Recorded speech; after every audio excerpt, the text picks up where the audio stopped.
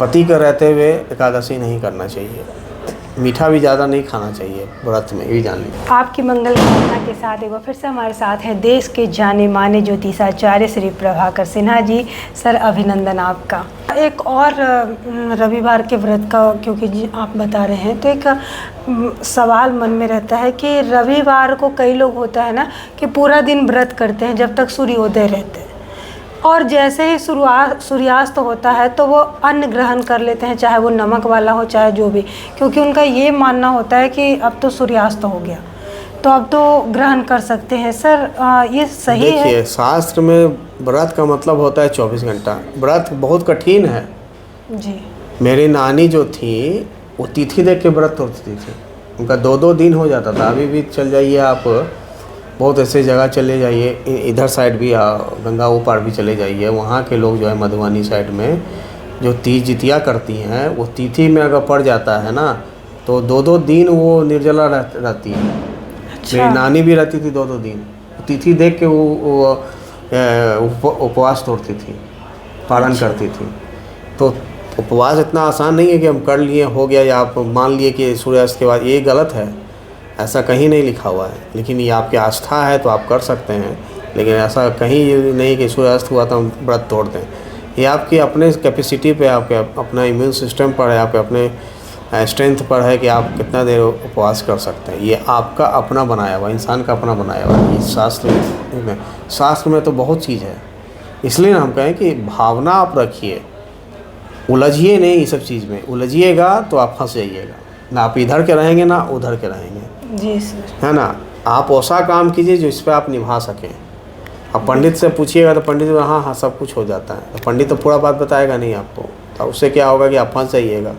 तो आप ऐसा काम कीजिए जैसे कि आप अगर आप स्वस्थ हैं, कर सकते हैं, तब कीजिए, है ना। जी। लेकिन ऐसा नहीं कीजिए कि आधा दिन खाएं आधा दिन नहीं खाएं, सूर्यास्त हो गया तो नहीं। सूर्यास्त होता ही नहीं है। जी सर। सूर्यास्त होता ही नहीं, तो माया है, तो आपको दिन रात होते रहती है। तो इसलिए ये भ्रम में नहीं रहें कि सूर्यास्त हो गया तो हम खा लें। तो अगर हाँ, ये है कि आप फल खा सकते हैं, नमकीन मत खाइए, फल खाइए।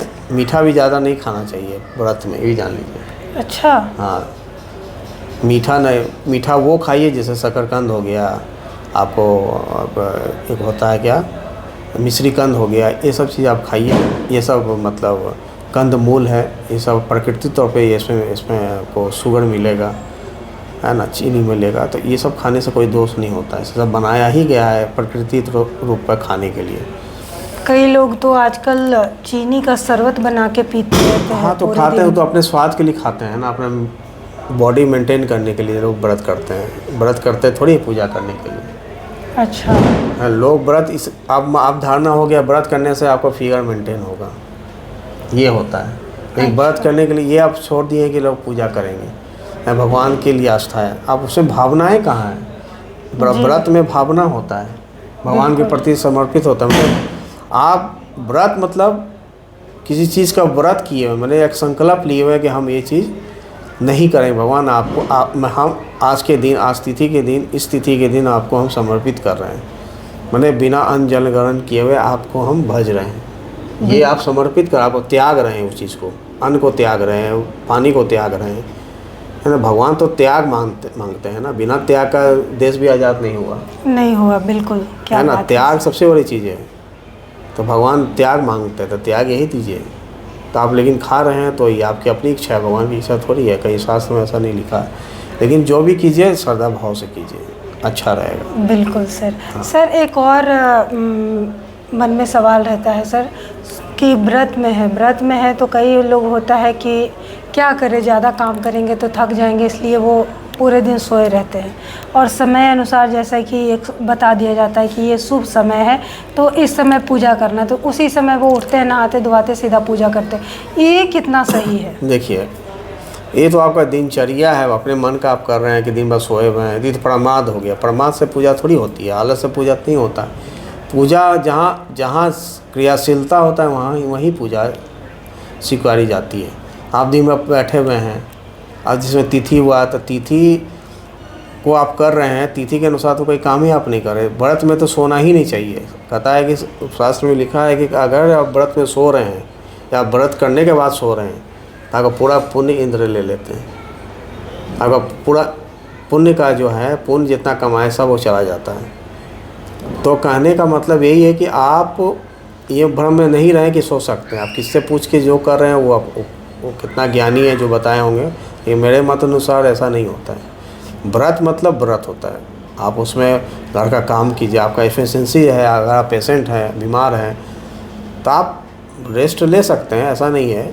लेकिन हाँ, अगर आप स्वस्थ हैं तो आप जो नित्य काम है वो उसको कीजिए, कोई इसमें दिक्कत नहीं है। तिथि जब होगा उसमें आप अपना पूजा पाठ कर सकते हैं।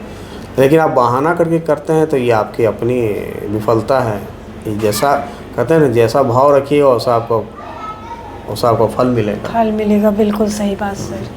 सर सुना है कि एकादशी का जो व्रत होता है वो उसमें बहुत सारे अनुष्ठान होते हैं और बहुत उसको नियम पूर्वक करना पड़ता है। देखिए, एकादशी उसी को करना चाहिए जो शादीशुदा नहीं है। पहले भी हम बता चुके हैं। अच्छा। क्योंकि पति के रहते हुए एकादशी नहीं करना चाहिए।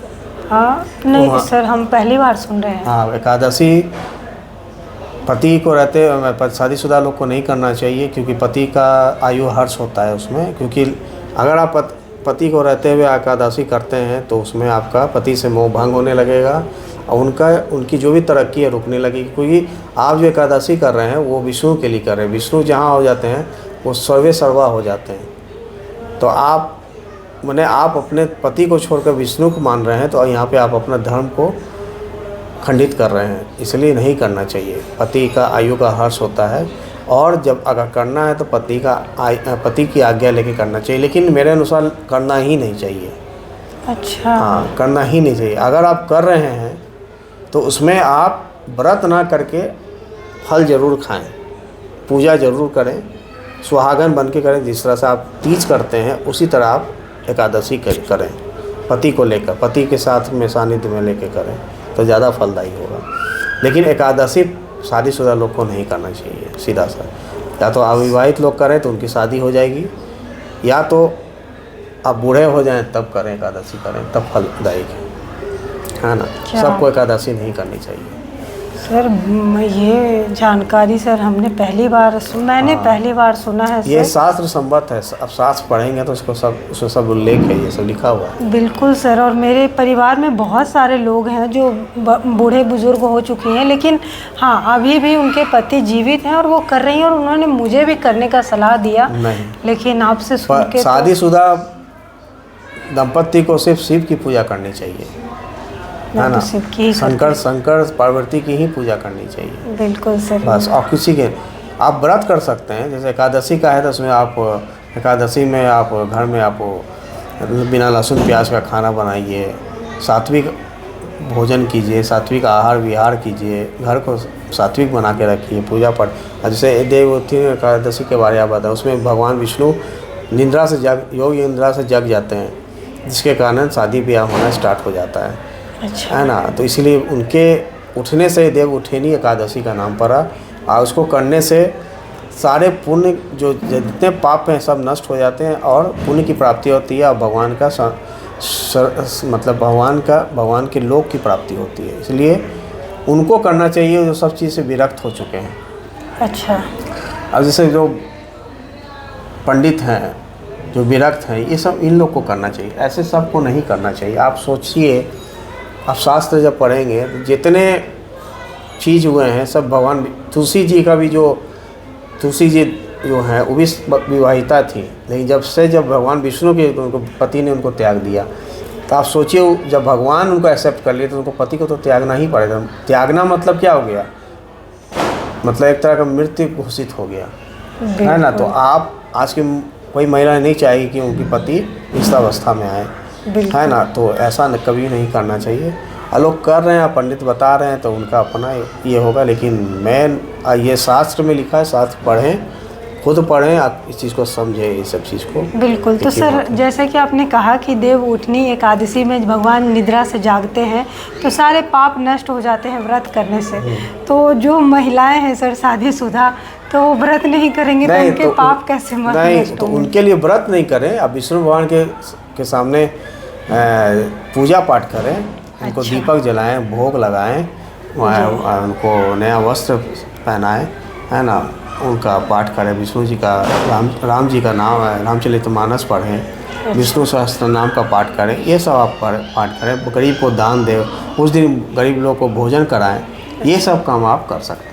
अच्छा, तो सारे पाप कट हाँ, जाएंगे। उनको खीर चढ़ाएं उस दिन, अच्छा, है ना, भगवान को खीर, हाँ विष्णु भगवान को खीर चढ़ाएं, तो ये सब शेष है। उनका जो काम, जो व्रत कर रहे हैं उसी तुल्य उनका वो फल मिलेगा। अच्छा, क्या बात है सर, बड़ी ही अच्छी जानकारी। लेकिन सर जो लोग व्रत कर रहे हैं उनके लिए मतलब शुभ समय पूजा का क्या है? और एक पारण का हमने सुना है कि एकादशी जो करते हैं वो पारण का एक खास नियम होता है, हम चाहेंगे उसके बारे में थोड़ी जानकारी दें। देखिए, एकादशी का शुभ दिन समय क्या होता है, जब एकादशी तिथि जब हो जाती है, बहुत लोग देखते हैं बनारस पंचांग से तिथि वो निकालते हैं, कोई उदय काल से तिथि निकालते हैं, उदय सूर्य के उदय तिथि से निकालते हैं। एक तिथि मान लें, या उदय काल से माने या तिथि के अनुसार माने।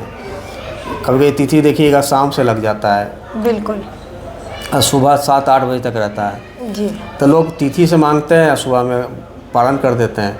लोग आप दूसरे दिन अगर 7 बजे तक है तो उदय काल तिथि से वो पूरा दिन मांगते हैं। लेकिन एक तिथि मानिए, एक तिथि मानने से क्या होगा, ये आपको मति भ्रम नहीं होगा, है ना, नहीं तो आप डिलेमा में रहेंगे, कन्फ्यूज़न में रहेंगे, उसमें क्या होगा, व्रत भी आपका संपूर्ण नहीं होगा, उसका फल भी नहीं मिलेगा। एक तिथि माने जो चलते आ रहा है, अगर उदय तिथि मानते तो उदय तिथि मानिए, नहीं तो तिथि के अनुसार मानते तो तिथि के अनुसार व्रत किया कीजिए।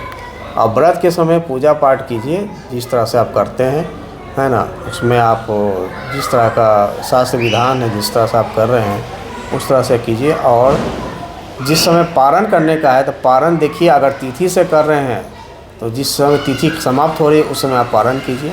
पारण करने के बाद दान जरूर करना चाहिए। अच्छा, हाँ, दान जरूर कीजिए। एकादशी में चावल का निषेध होता है, बिल्कुल, लोग चावल छूते तक नहीं, लेकिन ऐसा कुछ नहीं, छूने से क्या होता है, खाया नहीं जाता है, क्योंकि अन्न होता है ना, उसी अन्न अपने नहीं खाकर दान दीजिएगा। तो भगवान तो पालनहार है ना, विष्णु भगवान तो पालनहार है, तो पालता कौन है, जो दूसरे के लिए सोचता है, दूसरों को जो पालता है, दूसरे के लिए जो सोचता है, जो दान देता है, वही पालनहार है। आप उस दिन खाइएगा तो आप पालनहार कहाँ से हो गए? आप उनकी कृपा पाना चाहते हैं तो लोगों को दान दीजिए। एकादशी दिन दान देना चाहिए, अन्न दान दीजिए, चावल दान दीजिए, जो दान देना है दीजिए, वस्त्र दान, जो है जो यथाशक्ति आप में भगवान आपको दिए उसी तरह का आप काम कीजिए, जिससे आपको पुण्य मिलेगा। इसलिए लोग अपना अन्न छोड़कर दूसरे को देते हैं, इसीलिए एकादशी दिन अन्न नहीं खाना चाहिए। अच्छा, चावल नहीं खाना चाहिए। अच्छा, यही विधान है। जी सर, एकादशी को लेकर बड़ी ही महत्वपूर्ण जानकारी दी सर, इसके लिए आपका धन्यवाद। और आपको हमारा ये वीडियो अच्छा लगा हो तो प्लीज़ हमारे इस वीडियो को ज़्यादा से ज़्यादा लोगों तक पहुंचाएं, शेयर करें, ताकि वो भी इस वीडियो का लाभ ले सके। और हमारे कमेंट में एक बार विष्णु भगवान का जय श्री राम, जो आपकी इच्छा हो, या फिर श्री हरि, ज़रूर से लिखें। आज के लिए बस इतना ही, धन्यवाद।